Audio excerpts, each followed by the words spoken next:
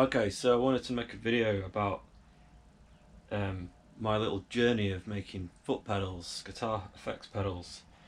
I've been doing it for 5 months now.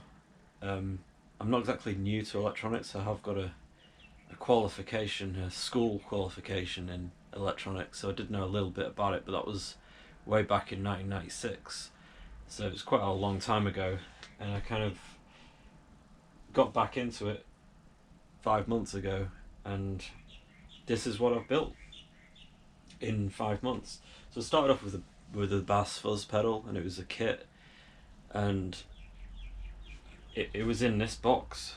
This was the first pedal I built, and it was a bass fuzz pedal, and it was a kit, and I was just like, kits are easy. I may as well go out and buy a pedal. I want a more challenge than that. So I remembered building a guitar pedal years and years ago on a piece of vero board, and it kind of worked. It was noisy, and I remember it had an op amp in it. So I thought I'd do some vero board stuff, see if that works. So obviously I want something really, really simple to start with, so I chose the Acapulco Gold circuit, which is a circuit I absolutely love because it's just got so much power behind it, and it's just so small. So that was, and it's apparently it's based on a Sun Model T, but I don't know how true that is. But whatever, it's a really small kind of circuit to build. So I built one of those first. I called it a Sunstroke, and that was that one. And then I thought, I got a bit ballsy. I mean, this took me about 6 goes to make it. Honestly, blood, sweat and tears. I was so frustrated making this. I didn't know anything about how to do it properly. My soldering was really rubbish. My wiring was terrible. I was using braided wire and solid wire, and it was just an absolute ball ache. But I finally did this, and when I made it, I was so proud of it, and I carried it around with me for weeks in my bag, just because I just loved the fact that I'd made a pedal. And so then I got a heap of confidence after making my first pedal, like from start to finish, and it was there, it works, it plugs in, everything about it works. So with that confidence, I was like, right, I'm going to make more. I can make anything now. So I made 2 at the same time. This one was called the cornucopia pedal, and this one's a Marshall Governor pedal. The cornucopia was based on like an Earthquaker Devices cloven hoof sort of pedal. It's a transistor, overdrive, fuzz, whatever you want to call it. I really like this pedal. It's a really nice sound. I don't use it on my pedal board though, because there's better things I can use. And then the Marshall Governor, because I wanted the kind of Carcass Heartwork sound, so I built that one. I mean, I built it so it looks like it. I mean, this is only for me, so I wasn't, that is what it is. Again, it's just like an overdrive pedal. It sounds a bit like a Tube Screamer, but a Marshall version of a Tube Screamer.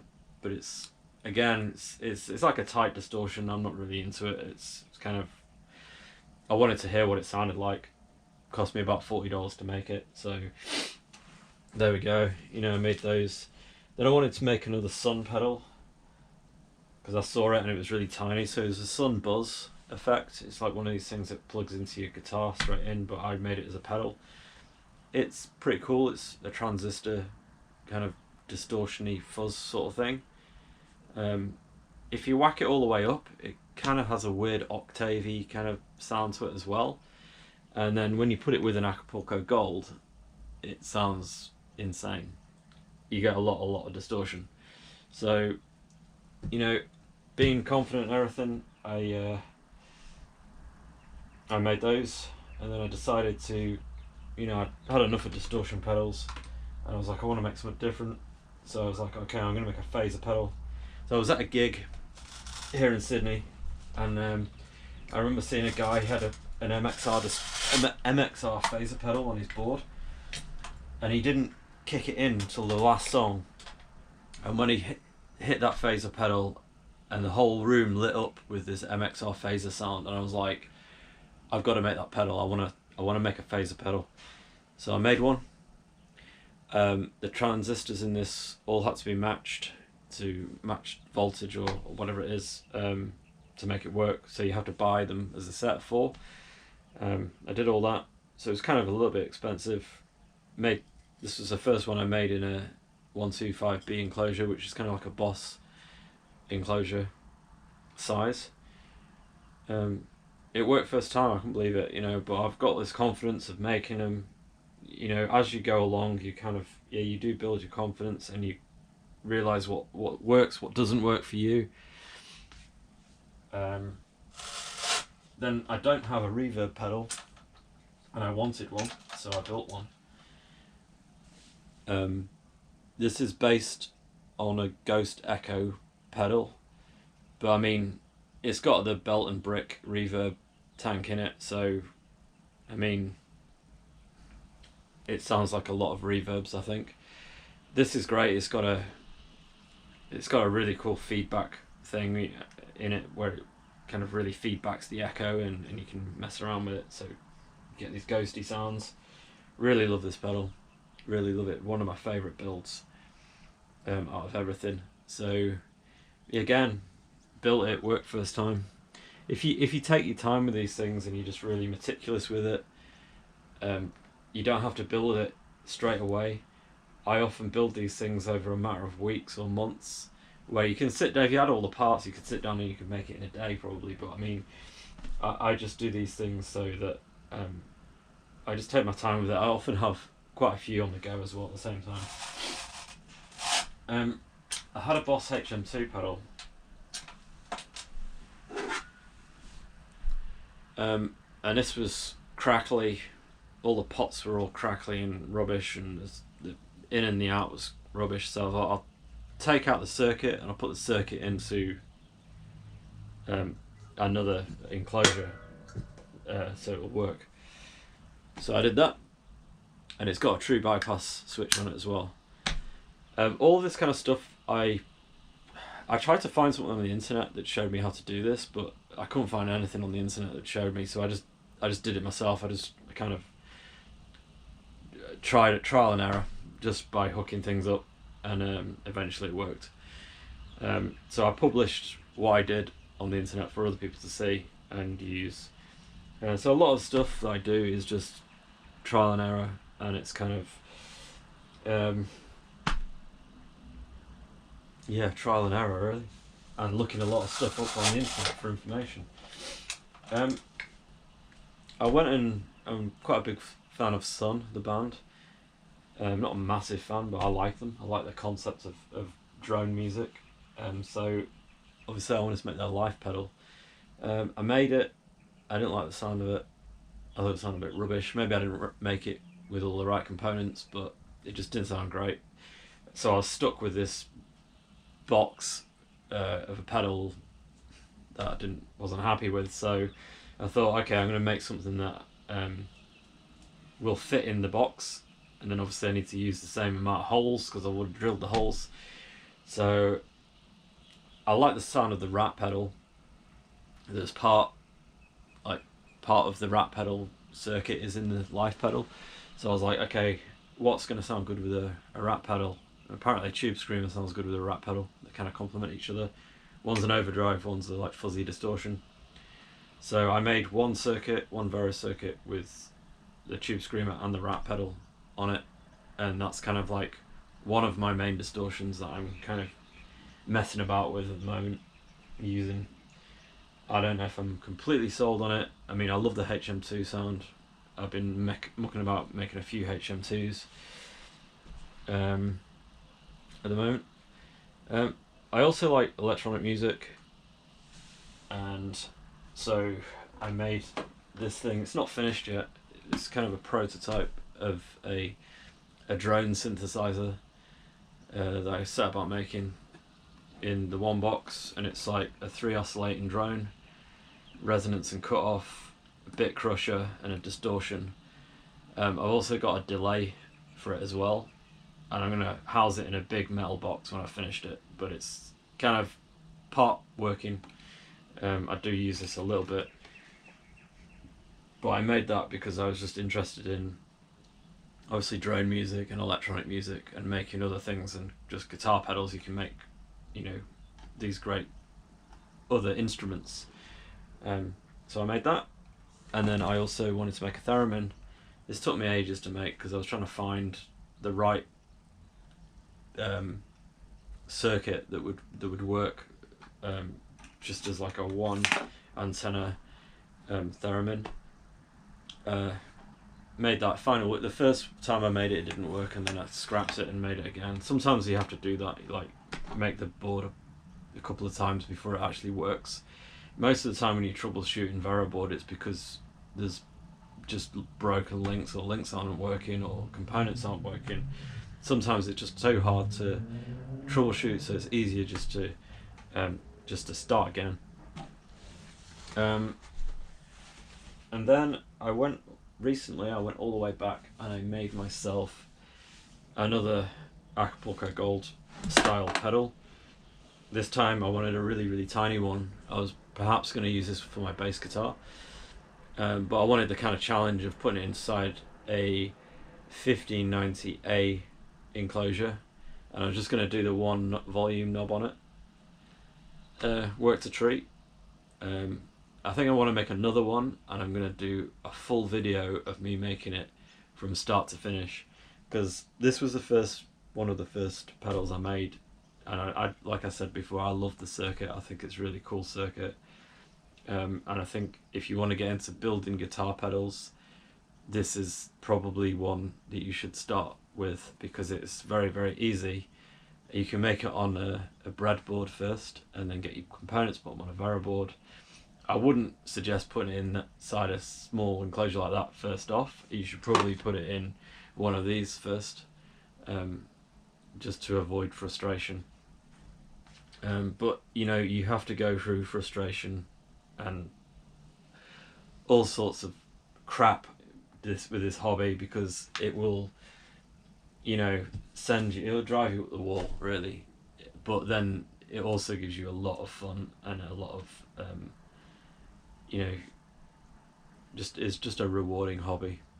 I'm kind of not making as much stuff as I did at the start, because when you start doing this, you're like, oh, I want to make every single pedal there is possible, and then eventually, once you've got your pedal board with all the stuff on it that you want, you kind of slow down, and there's not so many things you want to build. And I'm also thinking, if I keep making pedals, I'm just going to have tons and tons of pedals everywhere.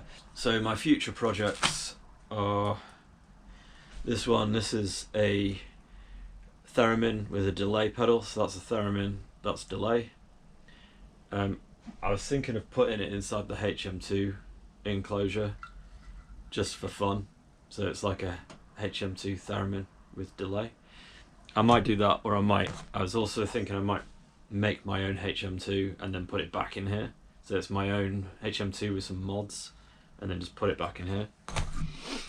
I'm making a Sun Beta Lead pedal based on the Beta Lead amp, and it's going to have a lead and a bass switch. So hopefully I can use it on my bass guitar, and it'll, you know, give me some variation on some bass sounds.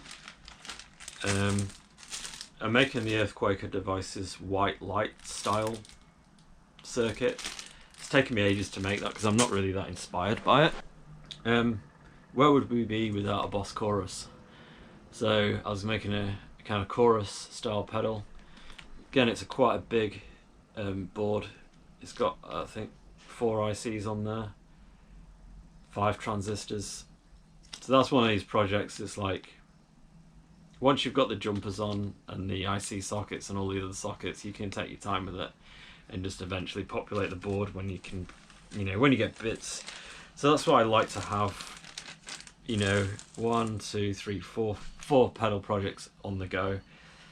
And it keeps me busy, you know.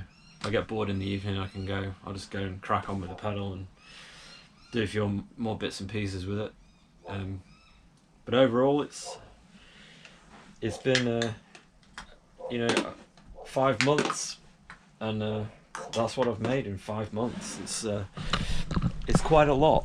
as you can see, this is 5 months of work of pedal building, and I'm pretty pleased with what I've done.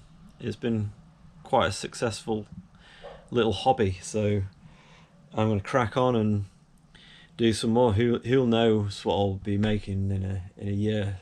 I'd like to make my own amp. I'd like to make my own guitar. I was thinking about making my own guitar, and then you can paint it, and I think that would be a really cool project. Put your own pickups in it. You could buy some really nice pickups. I think the circuitry inside a guitar is really, really simple as well, and you can buy these kits. It's the other thing I want to do is crack on and write some music, which is I've been kind of doing that recently. Been getting back into it, and it's been really cool to use some of the pedals that I've built to start writing my own music again.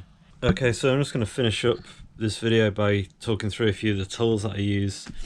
I by no means have a full workshop to do this. I literally work off the desk that I do my day job at in the evenings. So when you make quite a few pedals, you start to acquire more and more parts. So these are the parts that I have on hand, just from leftover bits and pieces. Like you really need like a box with different compartments. And as I go on, I find that I need a bigger and bigger box. Yeah, these are all the bits and pieces. So when you start making a pedal, you find that you've already got a lot of the things that you need to make it after you've made about 10 or so. So I keep all of that together. I have the cheapest soldering iron. I've made all my pedals with this soldering iron. It did have lights on it, but the light's blue because this thing, once you turn it on, it just gets hot, and hot until you can't touch it, and then you have to turn it off and let it cool down for a bit. Is the cheapest soldering iron you could get. The reason I got a cheap soldering iron is because I didn't know how many pedals I was going to make. I thought maybe I'll make one and give up. So there's no point buying something that's like the top of the range thing, and if you're going to give up after one pedal. And I did actually think I was going to give up after one pedal because I found it so difficult at the start. I eventually bought this to put it in, which is really important because you don't want to burn your carpet or burn anything. You want the soldering iron to stay there like that. Wire cutters are really important, wire strippers even, because you can't really strip wire with anything else other than wire strippers, so get a pair of those. Again, the cheapest pair of wire strippers pretty much. Needle nose pliers, absolutely essential. Wire cutters, absolutely essential for cutting off the bits of wire off the back of the circuit or clipping wire. Screwdriver for your screwing it into the box. Solder. A solder sucker, so this will desolder.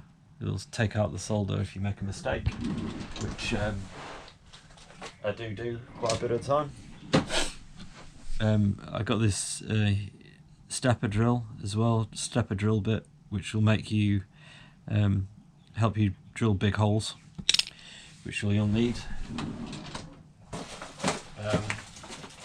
Also, just a set of normal drill bits and an electric drill. A magnifying glass, which is absolutely essential because you would not believe what you see that your naked eye will not see, and the mistakes that may go missed if you don't use a magnifying glass. And this is essential for your pedals to work, because if you see something under the magnifying glass that you don't normally see with your naked eye, then it's literally the difference between a pedal working and not working. So literally that is all I have, and I've made all my pedals like that, and I'd say 95% of my pedals work. Occasionally I don't. I have pedals that don't work. I don't make unverified circuits because I don't want to waste my time. I tend to only make stuff if it's verified on the internet, and then I go from there. But that's it really. You don't need you don't need top of the range stuff really at all. You can just do it all with really budget stuff, which is what I've got, and this is literally the kit I have to make pedals. I think I've got a hacksaw as well. Sometimes I hacksaw vero board apart, and just so you know what vero board looks like, it's this. It's got lots of holes on it and lots of copper strips on it. There's the copper strips, and like with everything, once you've made quite a few, you get a lot of offcuts. They're really handy to have, so I just have offcuts of vero board as well. And that is about it. I have also have some breadboards as well. If I want to test my own circuits or just components together, I use breadboards. And that's it.